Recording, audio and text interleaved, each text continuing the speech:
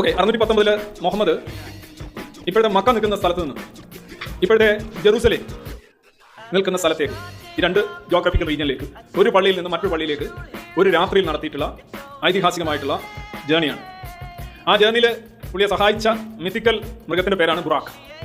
ബുറാക്ക് എന്ന് പറയുന്നത് മ്യൂളിനേക്കാൾ ചെറുതും എന്നാൽ കഴുതയേക്കാൾ വലുതും, കോവർ കഴുതയേക്കാൾ ചെറുതും എന്നാൽ കഴുതയേക്കാൾ വലുതും എന്നാണ്.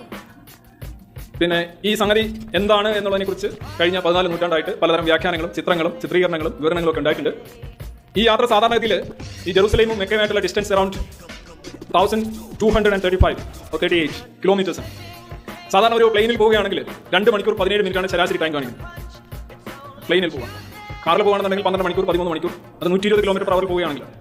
പക്ഷേ ഈ കഴുതയും കോർ കഴുതയും അല്ലാത്ത ഈ ജീവി മുഹമ്മദിനെയും കൊണ്ട് ഏതാനും നാനോ സെക്കൻഡുകൾക്കുള്ളിൽ ഈ അൽ അക്സ പള്ളിയിൽ, അതായത് ജെറൂസലേമിൽ എത്തിച്ചേർന്നു.